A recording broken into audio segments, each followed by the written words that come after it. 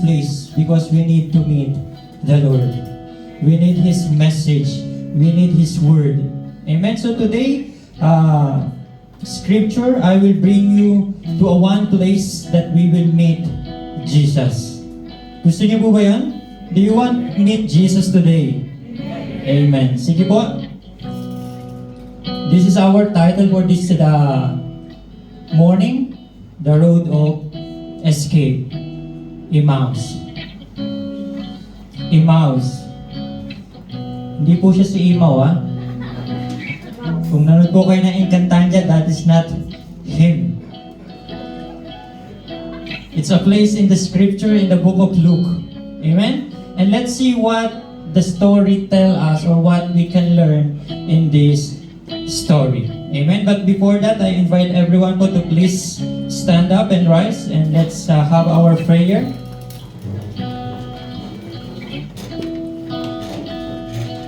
Sige po, let's pray and let us the guidance of the Lord in our preaching time. Let's pray. Hallelujah, our Father God in heaven, O God. You are so great. You are so merciful, Lord God. You are a miracle-working God, Panginoon, Lord God, sa buhay mo ng bawat isa, Panginoon, Lord. Lord, on this day, Panginoon, Lord God, as we come in this place, Panginoon, Lord God, to meet you once again, Panginoon, Lord God. Lord, I pray, Panginoon, Lord God, meet us today, Panginoon, Lord God. Meet us in this place, Panginoon, Lord God. Meet each and every one of us, Panginoon, Lord God, in your very own special way, Panginoon, Lord God. I know you have a message to someone today, Panginoon, Lord God, and to everyone, all of us in this room, Panginoon, Lord God. Meet us, Panginoon, Lord God, and deliver your message, Panginoon, Lord God. Bless the word of God that we will study today, Panginoon. That this word of God, Panginoon, Lord God, will increase our faith to you, Panginoon. Will grow our faith to you, Panginoon, Lord God. And most especially, Panginoon, Lord God, for those new ones, Panginoon, Lord God, in this morning, Panginoon, they will know you, Panginoon, as a Savior, Panginoon, Lord God. They will know you, Panginoon, Lord God, as a Lord and Savior of our life, Panginoon, Lord God. We thank you, Panginoon, Lord God, because in any road we are in now, Panginoon, Lord God, you are there to meet us, Panginoon, Lord God. So God, we thank you and we pray for the scripture that we will study today, Panginoon, Lord God. May your name be glorified, Panginoon, Lord God, in our worship and our worship service, Panginoon, Lord God. Gamitin mo lamang po ako, Panginoon, Lord God, bilang daluyan ng iyong pagpapala, Panginoon, Lord God. More of you and less of me, Panginoon, Lord God. And this morning, Panginoon, Lord God, we pray, Panginoon, that your Holy Spirit, Panginoon, will speak to us, Panginoon, Lord God, in any way, Panginoon. This is our prayer in Jesus' name. Amen and amen. Sige po, remain standing po tayo. We will have our responsive reading. Have you heard the responsive reading? Alam niyo po yung responsive reading? Gusto ko po kayong gisingin ngayong morning because some of us, di ko po alam kung malungkot lang po ba kayo? Or inaantok lang po kayo? Or hindi niyo po alam kung bakit nandito kayo? Amen? Ba't ba ako sumama dun sa babaeng nang invite sa akin sa City Center? Di ba? Some of are confused what I'm doing in this place. Amen? So today po we will have our responsive reading. Okay, pag sinabi po natin responsive, we should be active and alive. Amen? Sabi po ng Hebrew 4:12, ang salita daw po ng Panginoon ay ano? It is active and alive. Amen? So we will read the story that we are going to study today. But we will do it in responsive way. Pag sinabi po natin responsive way, babasahin po natin siya ng malakas and all of ours are active. Gagawin po natin siya alternate. Nasaan po ang mga kalalakihan na iglesyang ito? Can you raise your hands? Parang ang ihinhin nyo. Nasaan ang mga lalaki na iglesyang ito? Amen! Amen. Gising tayo mga kalalakihan. Amen? Yung mga kababaihan po na iglesyang ito, asan? Amen! May mas malakas pa po yan, mas marami po kayo kaysa sa amin. Amen! Amen. So we will do a responsive reading of this story. Okay? Mauuna po ang mga lalaki. So verse by verse po tayo, then we will follow by the woman. So alternate po. So naintindihan po yung gagawin natin? Amen. So okay po, let's proceed to the story that we will have study today. Handa na po ba kayo? Boys?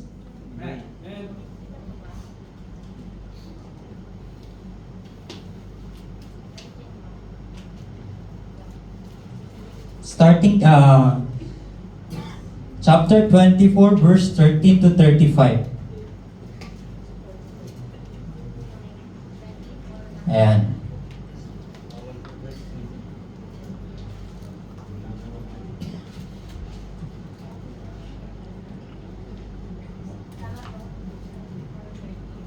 Yes. Ayan, handa na po ba kayo? Amen. Amen. Sige, 1, 2, 3, read. Now the same day about 7 miles from Jerusalem. Amen.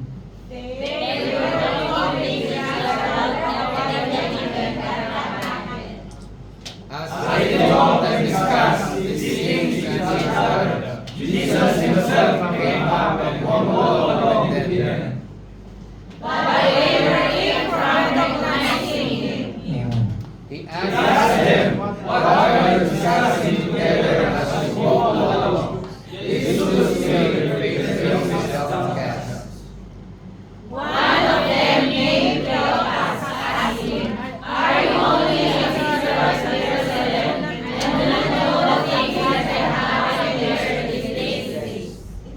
What means, he asked, about Jesus of Nazareth? They replied, "He was a prophet, powerful in words and deeds before God and all the people."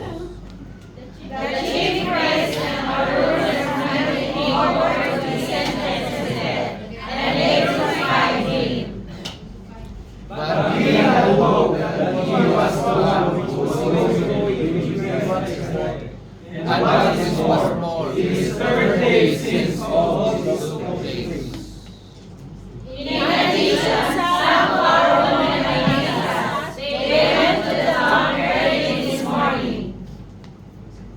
But he didn't find his body. They came and told us that they had seen a vision of angels who said he was alive.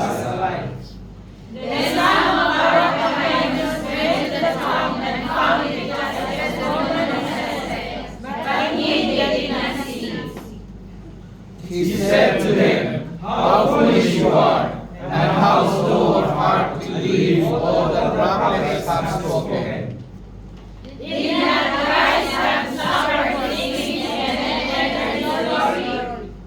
And in the beginning Moses and all the prophets, he explained to them what was said in all scriptures concerning himself."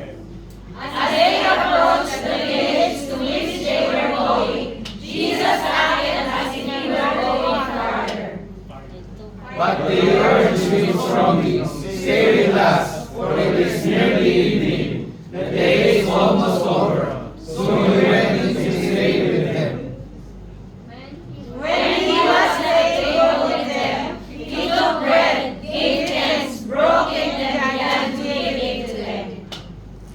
When their eyes were opened, they recognized him, and he disappeared from their sight.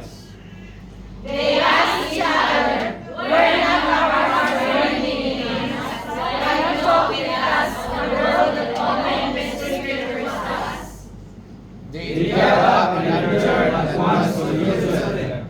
There they found 11 and those with them, assembled together.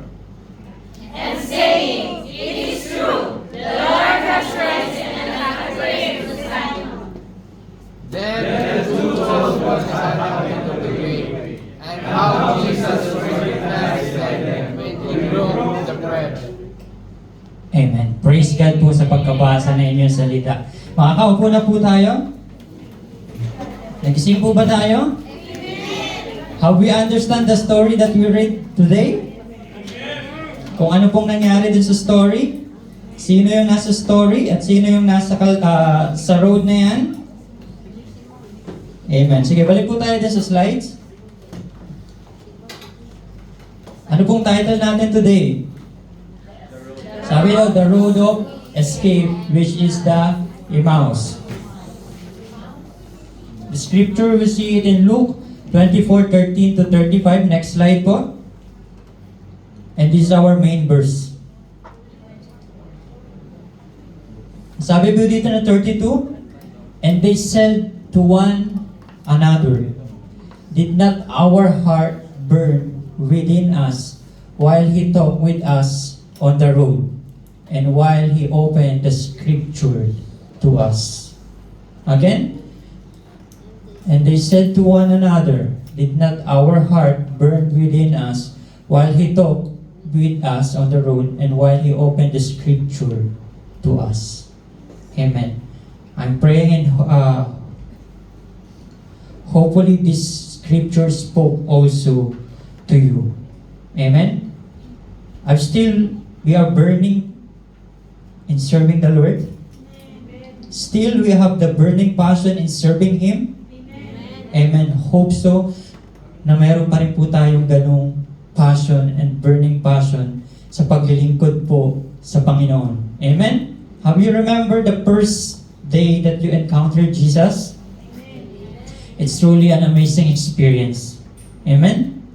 When you experience Jesus and you are so passionate, you are on fire. I want to share Jesus to everyone now. I want to meet everyone now and tell Jesus is Lord. Jesus is Savior. You need Jesus in your life. And I know somehow in our life we experience that. Amen? But alam niyo po yan, alam po natin in our life it is not always in that level. Amen? We experience a lot of things in our life. Sometimes good, sometimes bad. Amen? Hindi po laging ganun ka-perfecto ang ating buhay. We will have our bad day. We will have our lonely day. We will have our problematic day. Stress day. Amen? Empty day. Empty day daw po, sabi ni Nanay Rosida. All of us are not excused in this kind of thing that we are encountering in our life. Amen? Isa po sa mga katotohanan nung tayo po ay naging Kristiyano, gusto ko pong sabihin sa inyo, hindi po tayo naging accepted sa problema. Amen? Hindi po tayo ligtas sa mga pagsubok ng buhay. Amen? Pero ano pong diferensya ngayon kung tayo may pagsubok? Kung tayo po yung mga Kristiyano ngayon?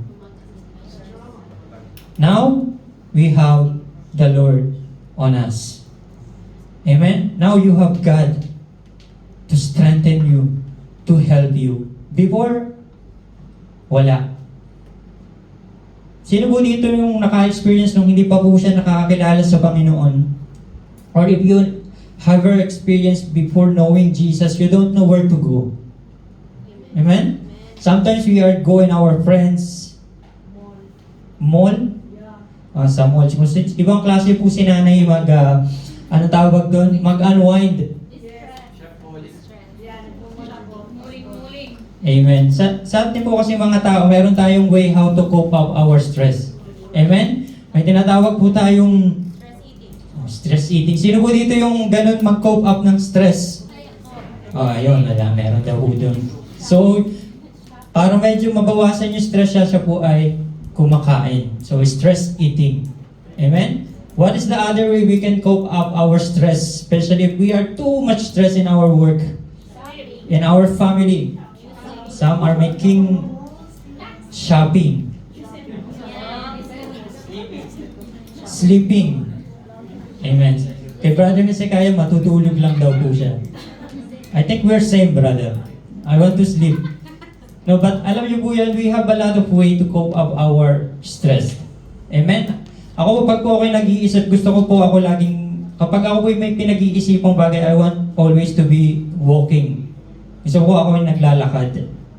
Amen. So we have a lot of things, we have a lot of way to cope up our stress. And in the story that we read today, meron pong dalawang disciple ni Jesus na sila po ay stress din sa buhay. Amen? to sum up the story that we read, actually the story is after Jesus' resurrection. Amen? There's a two disciple of him na palabas ng Jerusalem. They will leave Jerusalem and uuwi na sila dun sa kanilang lugar. Why? They are hopeless. Why? Jesus promised on the third day, He will rise again. And that story, it's same day also, it's the third day na dapat makikita na nila ang Panginoong Jesus. But still not happened. Amen? They are hopeless, they are sad, and they don't know what to do. They are confused also in their life.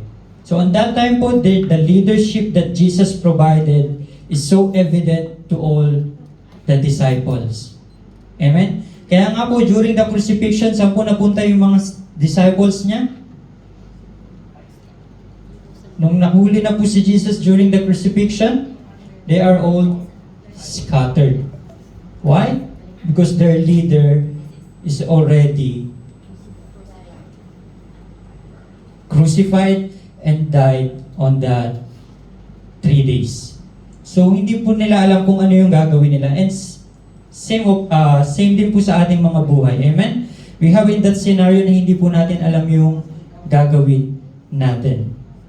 And some of us also, marami po tayong na-experience. Maybe we are in the road of sorrow now. We lost someone.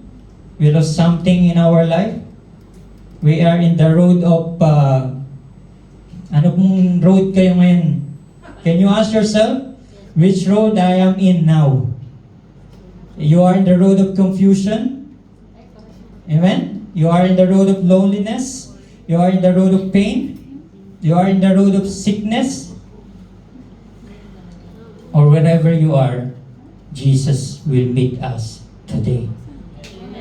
Amen? Jesus will meet us today. Bakit po ganun yung title natin? Ang sabi din sa title natin, it's a road of escape. It's a road of escape. Sino po dito yung kapag may problema sa buhay gustong tumakas? Ako. O yun, si nanay, napaka-honest. Gusto niya daw pong takasan yung problema. Oo, totoo. And mostly, alam niyo po yun, sa ating po mga buhay, kapag hindi po natin kaya, that is our first response. We need to escape. Tumatakas po tayo. Amen? Because we don't know what to do. Actually, in Jerusalem po, it's a place of their sadness and pain because that is the place where Jesus was crucified. Amen? Kapag nandun po kasi tayo dun sa lugar or dun sa mga bagay, we always remember what happened. Amen? Kaya nga kapag meron tayong mga breakups, anong ginagawa ng iba? If you are in the relationship, kung nung mga panahong bata pa tayo, mga kabataan natin, amen? Kapag nakipag-break ka dun sa boyfriend and girlfriend mo, anong ginagawa mo dun sa mga binigay niya? Sinusunod. Nasuuli. Ay, wala man binigay. Mahirap po yun kung wala pong naibigay. Pero blessing din po, at least wala kayong maalala para sa kanya. Amen?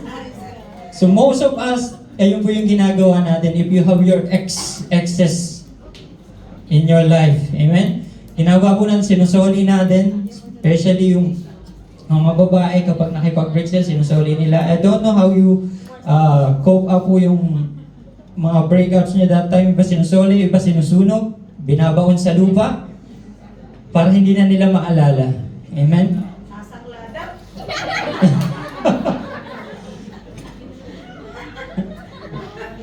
Ay, papakilo.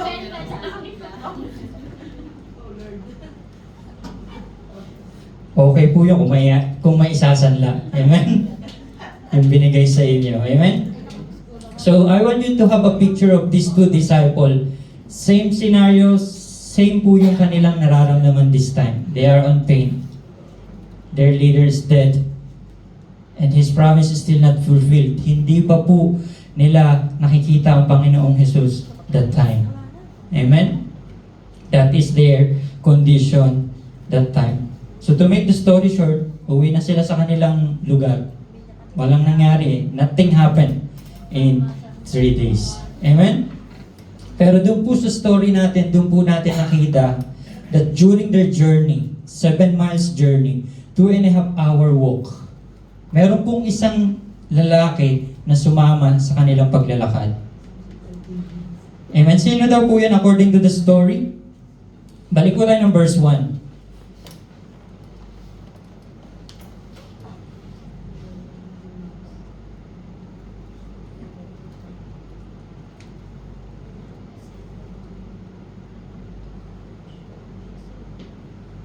Sabi ng 13, now that the same day, yung sinasabi ko yung third day, na dapat si Jesus ay magre-resurrect.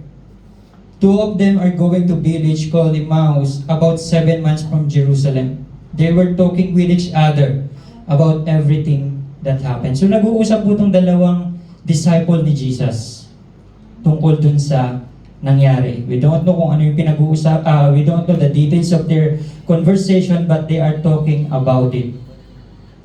As they talk and discuss this thing with each other, Jesus himself came up and walked along with them. But they were kept from recognizing. So hindi po nila nakilala na yung kasama po nila ay ang Panginoong Jesus. Amen? Ay ang Panginoong Jesus. It's a road of escape. Sometimes ganun din po tayo sa ating mga buhay. A problem exists, gusto na lang nating takasan. Amen? But I will tell you this, the truth po, na ang pagsubok po hindi dapat tinatakasan. Amen? Kasi ano pong gusto niyo po? Alam po natin sa pagtakas natin, it's not a totally freedom. If you only escape on the situation that you have. Ano pong gusto niyo po? Total freedom or just an escape? It should be a total freedom. Amen? Kapag kasi po escape, parang hindi po pa rin kayo malaya nun. It will always go back to the situation. It always go back to the problem that you have. Amen? But if it's a total freedom with Jesus, it is genuine peace you will have. Amen? And 15, as they talk and discuss this thing with each other, Jesus came himself and walked along with them. Pero hindi nila nakilala ang Panginoong Jesus. Nagtanong po ang Panginoong Jesus in 17, what you are discussing together as you walk along, they stood still, their faces is downcast. Ayan. Yung mukha po nila parang mukha nyo. Mukha nyo po ba ngayon yon? Can I see your smile? Ngitian nyo nga po yung katabi nyo. Ayan. Hindi po siya yung topic natin ngayon na mahilig tumakas sa problema, ha? Ayan. So, ngitian nyo po siya. So, they are downcast. Malungkot po yung kanilang mukha because of the situation that they have. One of them named Cleophas. So, may pangalan naman po pala yung isang lalaki dun. Ang pangalan daw po ay Cleophas. Ask him, are you the only one visiting Jerusalem who does not know the things that happen in these days? So sinabihan nila si Jesus, ikaw lang ba yung taga Jerusalem na hindi alam kung anong nangyari ng mga nakaraang araw? Amen? So means, the crucifixion of Jesus, the death of Jesus is so, kung sa panahon natin is viral. Everyone know. Amen? Kung gaano ka-viral ang, ano bang viral ngayon? Ka-viral ang Bini sa Pilipinas. Si Kaloy Yolo daw po. Amen? Baka may kamag-anak dito si Kaloy. Baka naman po. Amen? Napakaraming blessing ang tinanggap niya after the 2 gold medal in Olympics. Siguro naisip niyo din po, nung bata ako, dapat pinagbutihan ko na lang siguro yung ang gymnast. Amen? Because of the blessing that he has now. So, same thing din po that day, that very season, viral po ang death ni Jesus. Everyone knows. Kaya ayun po yung response ni Cleophas, bakit hindi mo alam? Not knowing yung kausap nila is the man who already crucified on that cross. Amen? Ano ba pong nangyari dito?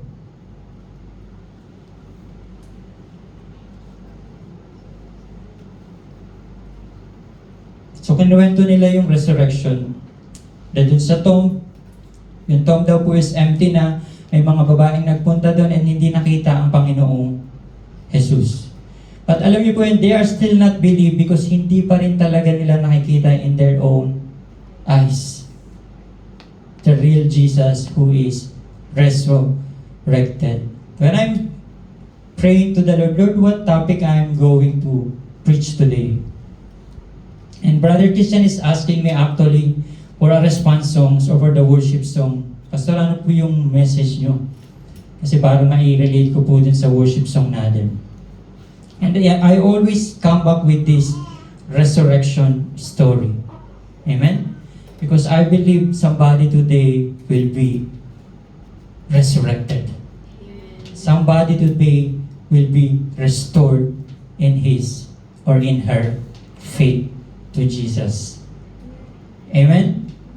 We are same with these two disciples. They are in pain. They are in confusion. But Jesus meet them. So hindi ko po kukuhain ng napakahabang oras nyo. I have only 4 lessons to share in this story in the road of Emmaus. Sige po, let's go for the first lesson. Nasa slide po siya. So, ang title po natin, The Road of Escape, which is, ang pangalan po ng road na yun is Emmaus.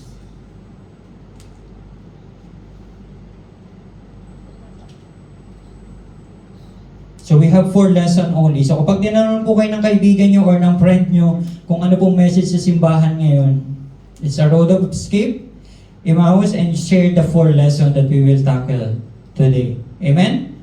Okay po ba yun? Gising pa po kayo? Amen. Sige po, punta po tayo sa first lesson. First lesson, Jesus wants to join on your journey. Jesus wants to join in your journey. Gusto po ng Panginoong Jesus sumama sa inyong paglalakbay. Or maybe already Jesus is there in your journey. But I am telling to someone today, ang Panginoong Jesus po gusto niyang sumama sa inyong paglalakbay. Amen? They want to know, Jesus want to know you. Jesus want to know the situation of your life. Actually, that's a story, hindi naman niya kailangang itanong kung anong pinag-uusapan ng dalawa. Because He already knew it. Every details of what happened 3 days ago, He already knew it. But Jesus still asks Cleopas and that one disciple, what are you telling about? Ano yung inyong pinag-uusapan? Because Jesus is so personal in your life. Amen? He wants you personally to know you. Lahat ng details ng buhay natin. Amen? And whatever journey we are now in our life, He wants to be there. Amen? Actually, it's a long journey for those 2 disciples. In the story, ilang oras daw po sila naglakad?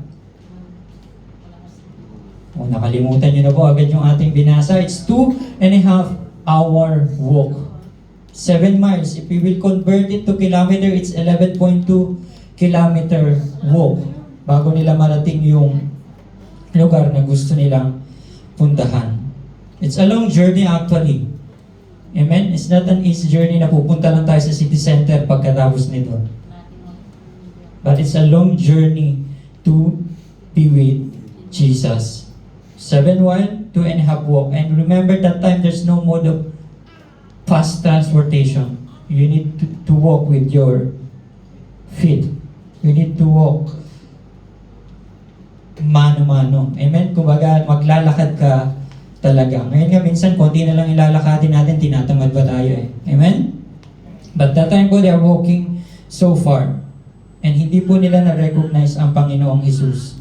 And Jesus know the situation nung dalawang yun. Ano yung kanilang pinag-uusapan. So today po, I want you to know,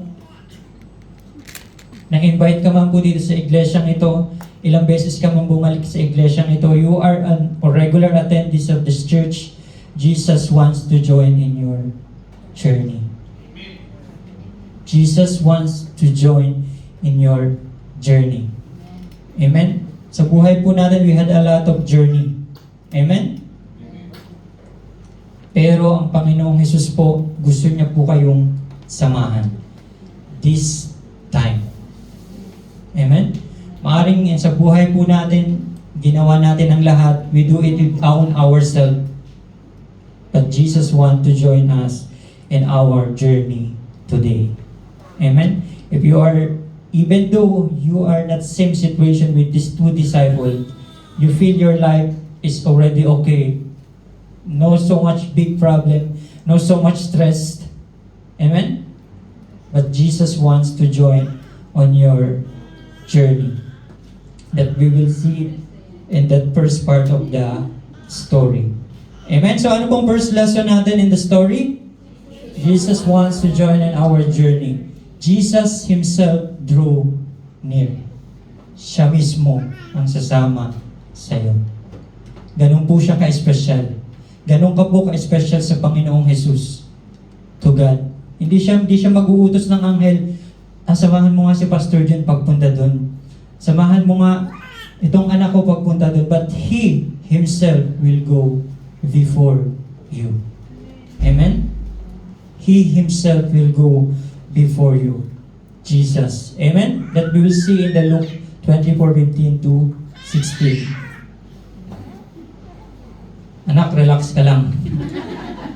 Faith, behave. Amen? So, that is the first lesson that we have. Amen?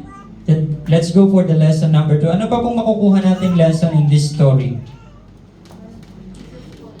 Jesus point you to His Word or to the Scripture. That we will see it in Luke 24:27. And beginning with Moses and all the prophets, sabi doon, He explained to them what said in all the Scripture concerning Himself. Grabe, napakahabang preaching time nila sa Panginoong Hesus.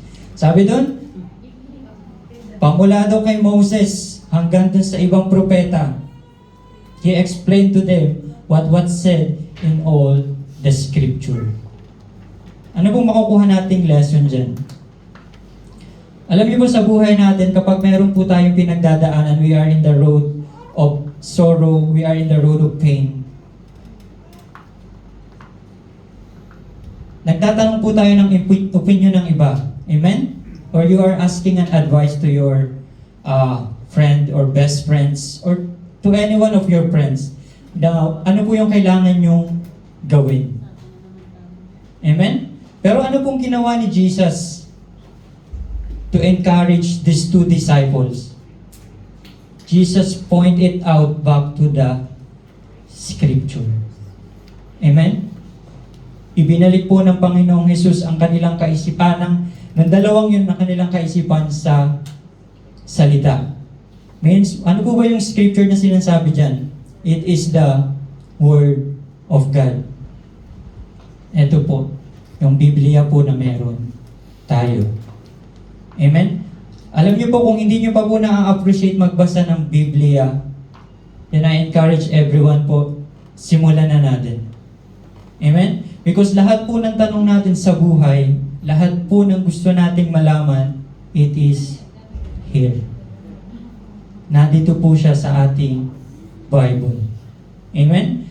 If we want to decide about what's your next step, it is here. If you want to decide how I will choose my married life, it is here. If you want to choose how to manage your finances, it is also in the Scripture. Amen? Sometimes we don't only read this one, that's why we don't know. Amen? But on this story po, how Jesus encouraged these two disciples, He pointed back to the Scripture. Kanina po sabi, Pastor Jun told us, have you ever remembered any promises in the Bible that will make you encouraged? Hopefully, meron po tayong natatandaan. Amen? Because the Word of God, hindi po siya natin every Friday tinuturo dito, every Sunday, para lang po ating makalimutan. It should be remembered and applied to our life. Alam niyo po, ang scripture mas madaling matandaan kapag, ina-apply. Amen? Hindi po, kasi ang pag-aaral po natin ng salita ng Panginoon is not only a head knowledge, should be. It should be also applied in our life. Kung nahirapan po kayo mag-memorize ng verse, isa pong sekreto, apply it to your life or to yourself. Amen? Napaka-powerful po ng salita ng Panginoon. Amen? This Word of God will encourage you and will teach you also what to do in this life. Alam niyo po, pag nasa problema po tayo, gusto natin ng mga advices. Amen? We want the advice of our best friend, our wife, or anyone around us. But in the end of the day, it is you who will decide your life. Amen? And kung gusto niyo po, you are in the correct way, in the correct instruction, you need to validate everything here. We can decide easily because of the situation we have. But the question is, it is aligned in the Word of God. Amen? It is aligned to His Word. Amen? Parang ganito lang yan. Sa sobrang saya mo, we can encounter a lot of happiness in this world. Amen? Pero po akong tanong sa inyo, ano pong bagay yung makakapagpasaya sa inyo?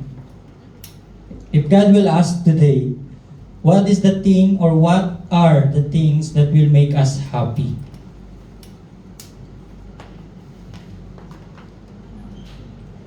Real?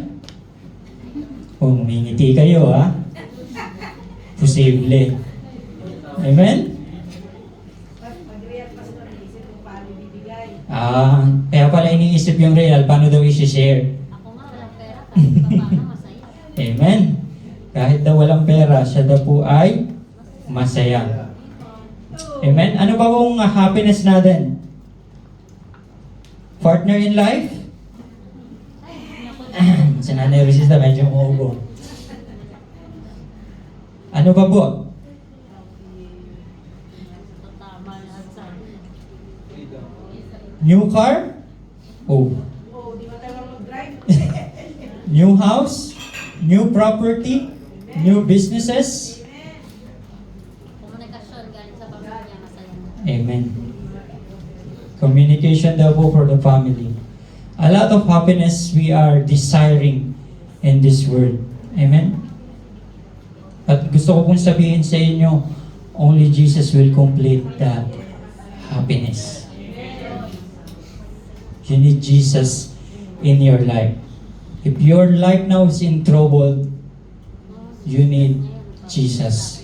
Amen? Because if you have Jesus, you have all in your life. You have a provider. You have a lover. Amen? Kahit wala kang partner in life, if you have Jesus, someone will love you unconditionally. Your partner in life, your people around you will fail their promises, but Jesus promise, God promise will never fail. Amen? At kung tayo po ay may kulang ngayon sa buhay natin, napakayaman po ng ating Diyos.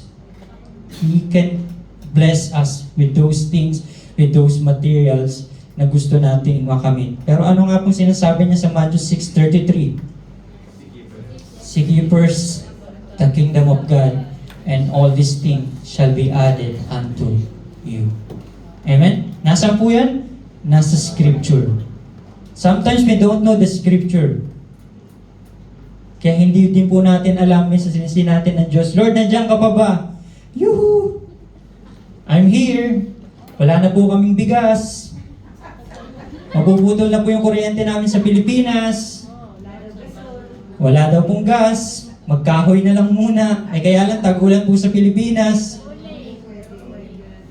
Diba? Oh Lord, nandito ako. Amen? God already sees you. See your situation. Amen? But binigay na niya dito yung instruction niya in order na ma-experience natin yung pagpapala na sinasabi niya. Amen? So from now on, we will always read the scripture. Amen? We will read His Word. Amen? Kasi ito po ang makakatulong sa atin sa ating mga buhay, yung sitwasyon natin sa buhay. Jesus pointed two disciples to His Word, to the scripture. Doon niya binalik, hindi niya sinabi, hindi ganitong gawin niyo. Hindi, ito mas magandang gawin niyo. But sabi doon, to point His Word. From Moses, muli niya pinakilala yung sarili niya doon sa dalawa niyang disciple. Amen? That is the lesson number 2 that we have. Jesus point you to His Word. Kapag meron tayong problema, kapag meron tayong suliranin sa buhay, ang una dapat nating takbuhan ay ang Panginoon. We have a two-way communication with Him. Mananalangin tayo sa Kanya. Amen? We can pray to Him. And saan po siya sasagot? Through His Word. Amen? Baka po kasi nakakalimutan natin yung kapartner ng prayer. Kaya sinasabi natin ay si Lord hindi narinig yung prayer ko. Si Lord hindi sumagot dun sa prayer ko. Sabi nga, huwag mo sabihin tahimik ang Diyos if your Bible is closed. Amen? Do not tell that God is silent if your Bible is closed. Dito po sasagot ang Panginoon sa atin. Amen? Okay po ba yan? Are we clear on that po? Amen. That is the lesson number 2. Ito po ang ginawa ng Panginoong Jesus para po ma-encourage yung dalawa. And I also encourage each and every one of us. We have our problem, we have our own road. But let us be Jesus to someone also in Emmaus Road. May mga kaibigan po tayo na hindi natin alam din yung pinagdadaanan nila. Amen? We are always coming to church, making our prayer, pleading to God in your situation. But also we have some friends, we have some brothers, we have some sister, a family member na kailangan din po nila ang Panginoong Jesus. And how we will encourage them, how we will help them, we need to point them in the Scripture. Alam niyo po yun, sa simpleng pag-share po ng Word of God, it will change someone's life. Amen? Makapangyarihan po ang salita ng Panginoon. Even though he is not a believer, yet, still, but if you share the Word of God, that Word of God will speak to him. Because the Word that we have, that we are reading, the Word that we are spoken here, it's sabi nga, it's already Jesus. There's a power in His Word. Amen? Sige po. Punta na po tayo sa lesson number 3. Gising po kayo. Wala po kayong, hindi po kayo naantok, ha? Amen.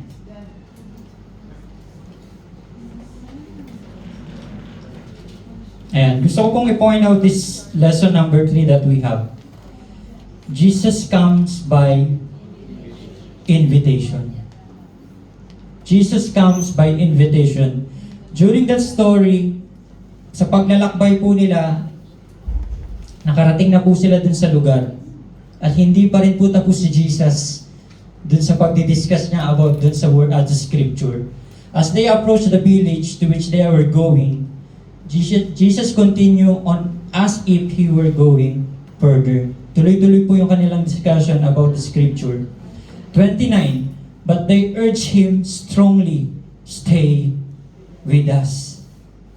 They urge Him strongly, stay with us. Manatili ka sa amin. For it's nearly evening, the day is almost over. So He went in to stay with them. So He went in to stay with them. When is the last time you invite Jesus po sa sitwasyon nyo?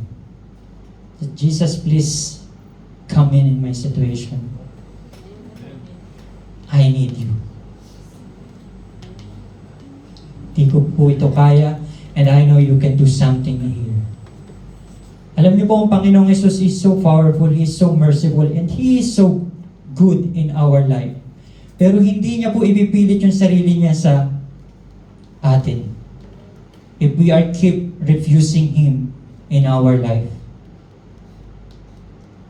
Kaya ang sabi po dito, we need to invite Jesus to come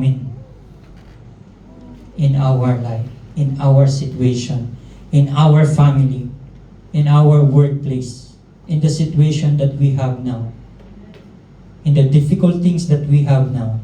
We need to invite Jesus in order to experience His power, His miracle, and His blessing. Amen? We need to invite Him. Kailangan mo siyang papasukin. Sabi nga ng Revelation, Jesus is knocking at the door. Hindi siya basta-basta papasok sa iyo unless you open that door for Him.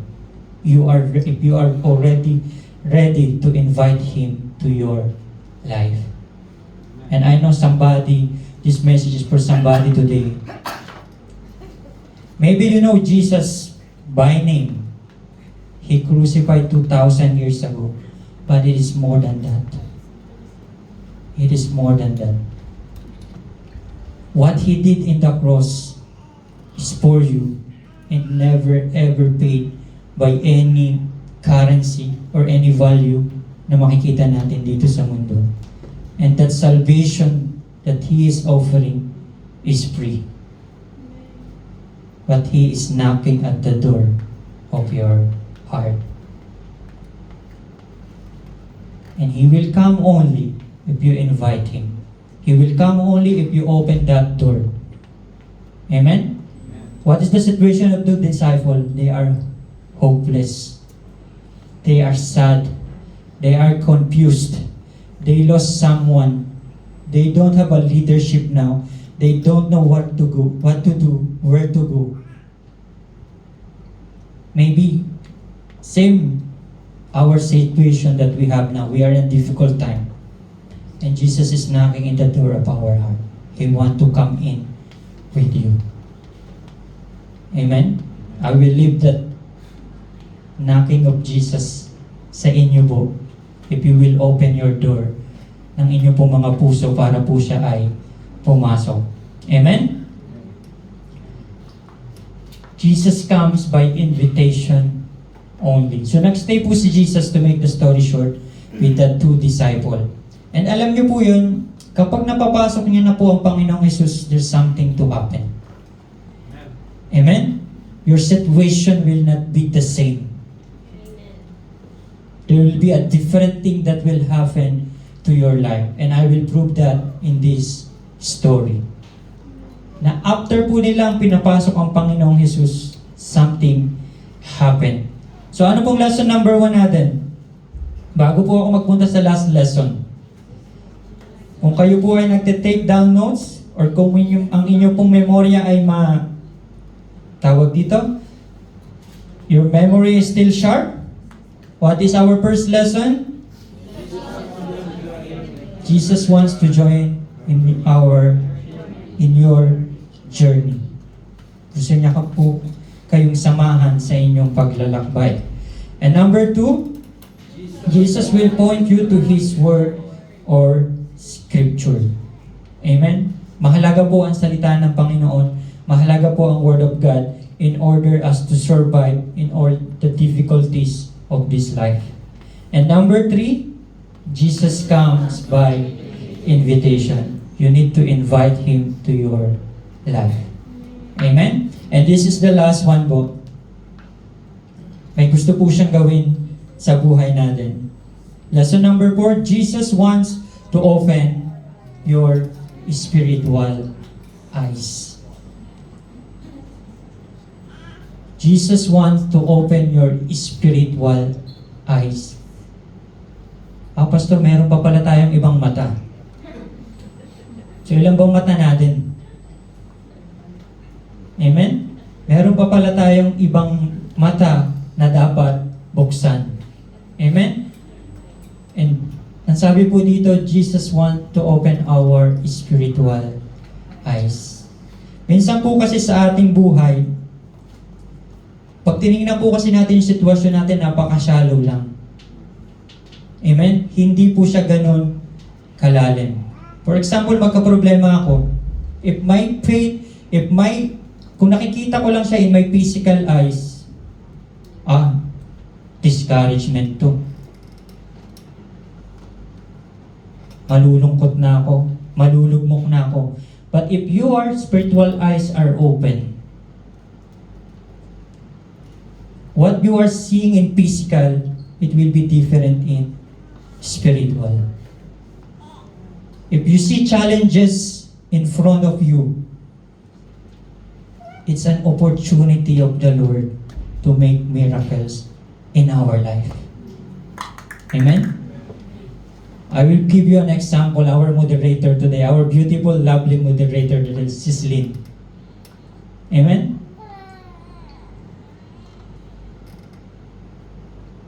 If she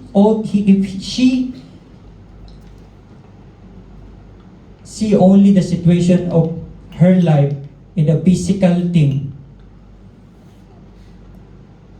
maybe she is not here today. Maybe she will stop serving the Lord. Amen?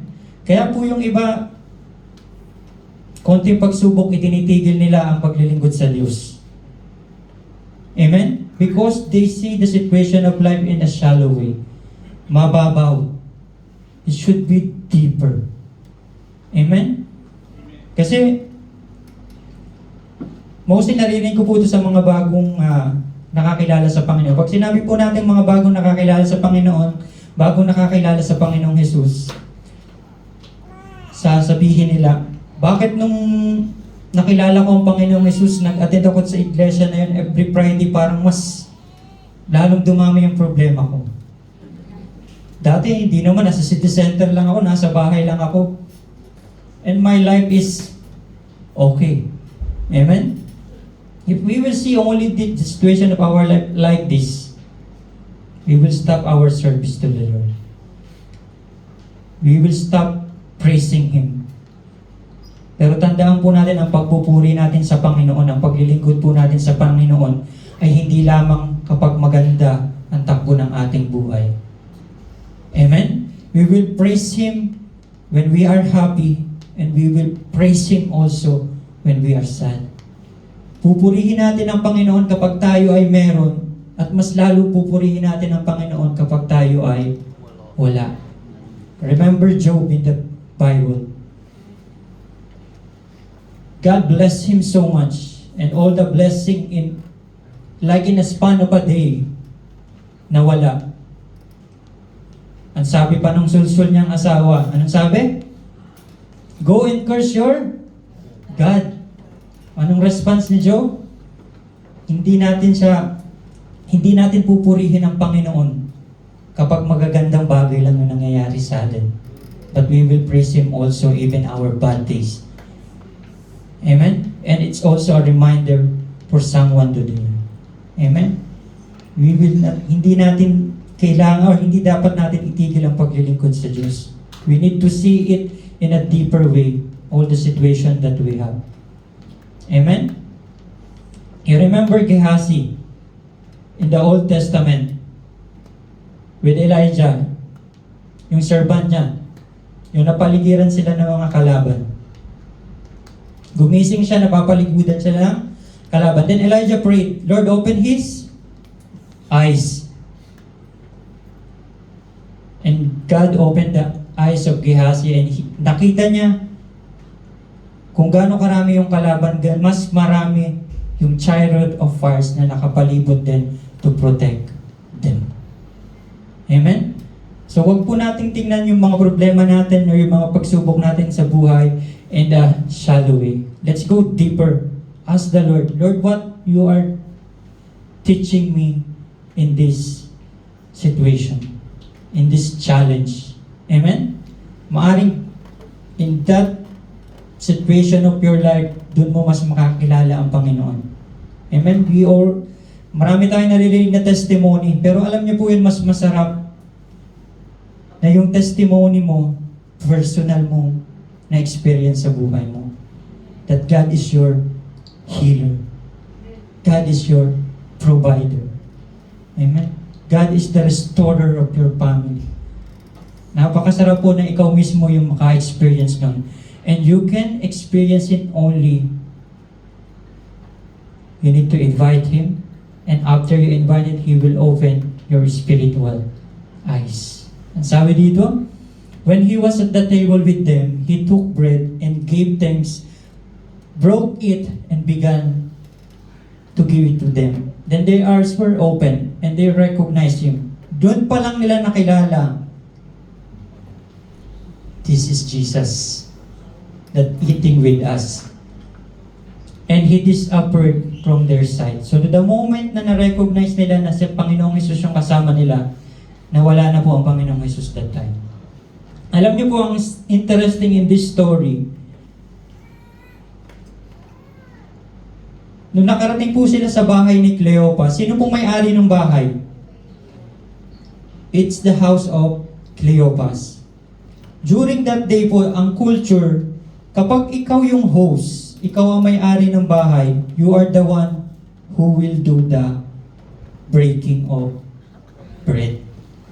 Amen? Kapag po may bisita tayo, kunwari may bisita ako, so kapag bahay ko yun, ako yung may rights na hati-hatiin yung tinapay.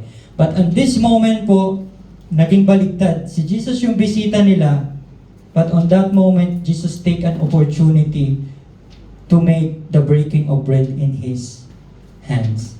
And on that way only, doon nila na-recognize, it is the Lord. It is Jesus. Amen? So gusto ko pong sabihin sa inyo, when you invite Jesus, He came to your life, He came to your home, He will take the leadership. Amen? Pag siya po yung leader, sinong masusunod dapat?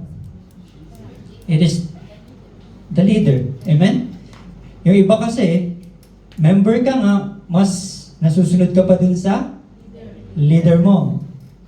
Sa school or kahit anong organization, meron talagang mga pasaway. Amen? But the correct way, the leader should,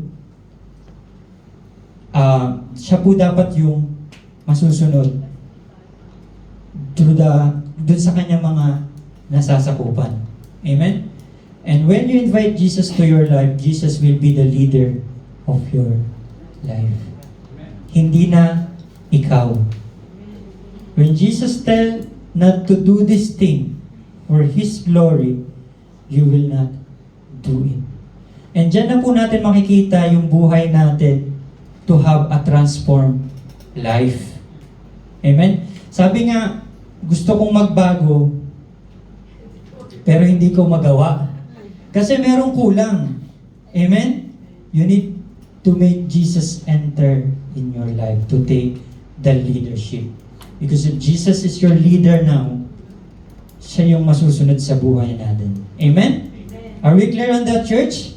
Amen. Jesus take the leadership now in your life. In this story, it is physical.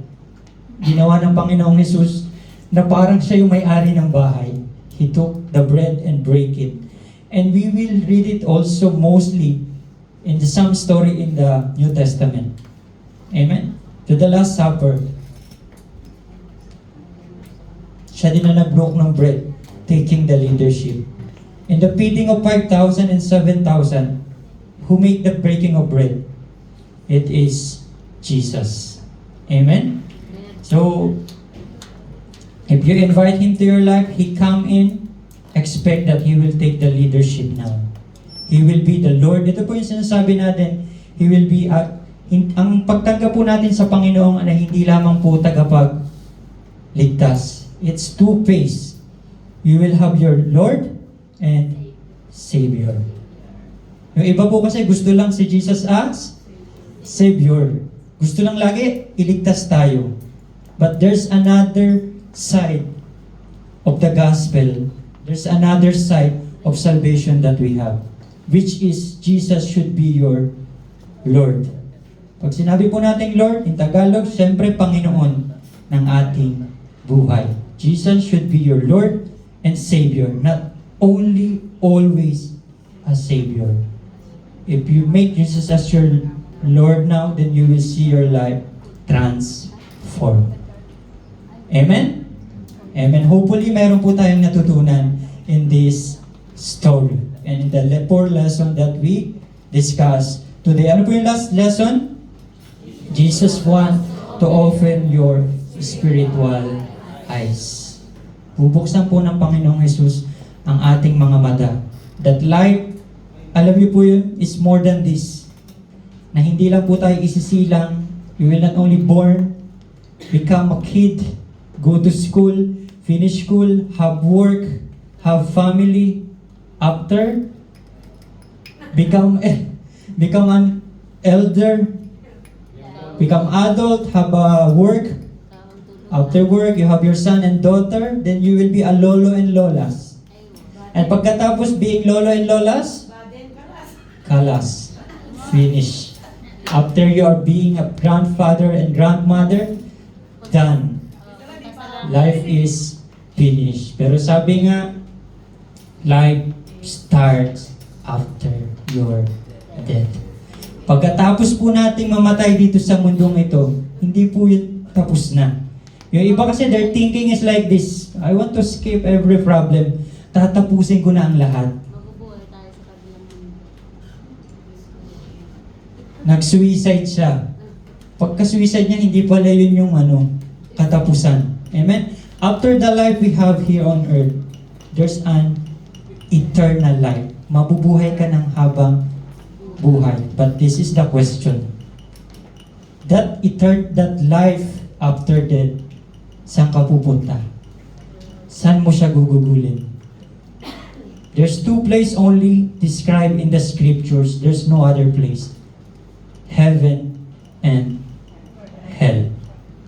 Amen? Kaya huwag niyo pong isipin kapag marami na kayong problema sa buhay, Lord, gusto ko na tapusin yung buhay ko para tapos na lahat. No.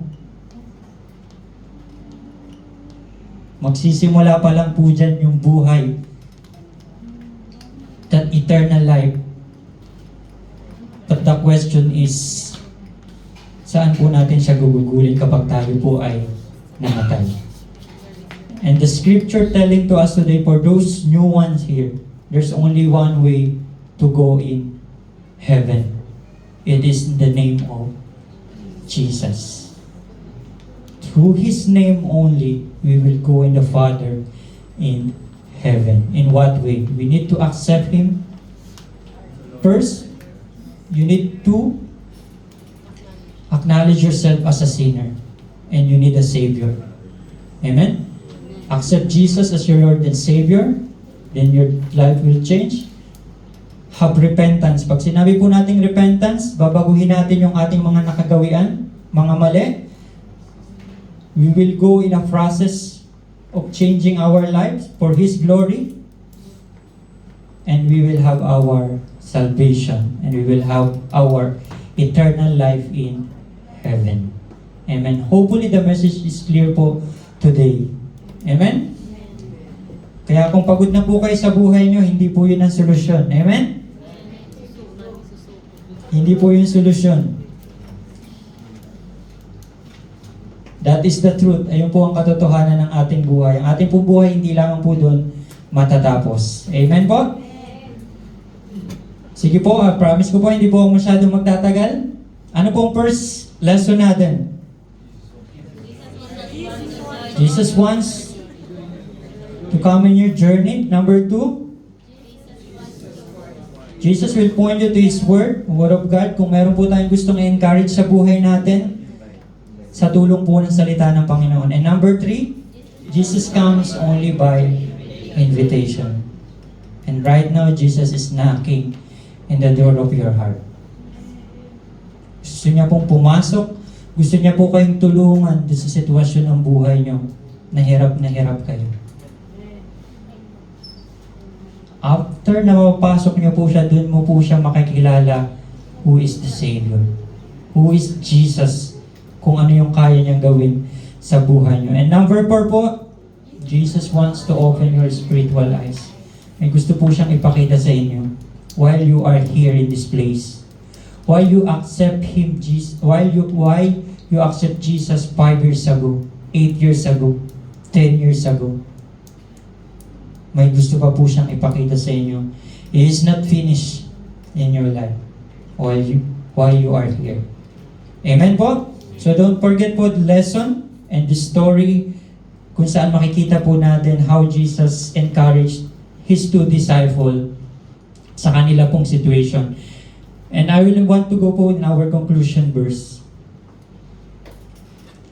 Kung wala pa po kayong pangako ng Panginoon na natatandaan sa buhay nyo, this is your first time to have this kind of activity or to have this kind of church gathering. You can take a picture of this one po because this is a promise of the Lord for all of us or for someone today. Amen? We will see it in Joshua 1:9. Ano pong sabi? Have I not commanded you? Be strong and courageous. Do not be afraid. Do not be discouraged. For the Lord your God will be with you wherever you go. Amen? Ang sabi niya, be strong and courageous. Do not be afraid. Huwag po kayong matakot. Bakit? Do not be discouraged also. Sabi niya, for the Lord, your God, will be with you wherever you go. Alam niyo po, itong verse na to, pinapaalala lang po sa atin ng Panginoon. Pinapaalala lang niya po kung ano yung sinabi niya sa atin nung una. Because ang sabi niya, 9, have I not commanded you? Sinabi na niya yan sa'yo. Maybe you forgot it already. But be strong and courageous. Huwag kang matakot. Do not be discouraged to the situation that you have. Bakit daw? For the Lord your God will be with you wherever you go. Sasamahan ka po ng Panginoon sa buong paglalakbay mo. Amen? So, yun lamang po, and to God be all the glory.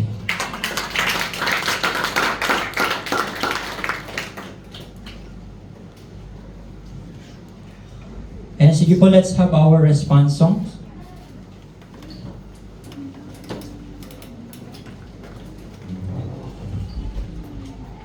Tandaan po natin ang pangako ng Panginoon.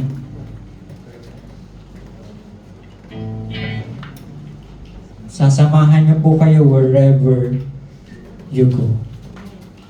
Jesus wants to come into your confusion, to your situation right now. And this is our chance to meet Jesus. Amen? This is our chance to meet Him. Amen? He is here. Sabi nga, He's already knocking in the door of our hearts. Sige po, tayo po tayong lahat at awitan po natin ang Panginoon. On this time po, let's sing this song in a different way. Let's sing this song like a prayer. Let's sing this song as we are talking to Jesus, as we are talking to the Lord. Because this song is telling us none but Jesus. In our situation that we are in now, isang Diyos lang yung kailangan natin, which is ang Panginoong Jesus. Amen? Sige po, let's have this song. Let's this moment to talk with God seriously. Patuloy natin siyang kausapin. Tell everything to Him. Katulad ng dalawang disciple, they tell everything to Jesus na ganito yung nangyari. This is not the situation I have now, Lord. Lord, can you come in and help me, Lord God? Kung the situation that we have, that I have right now. Yes, Lord God.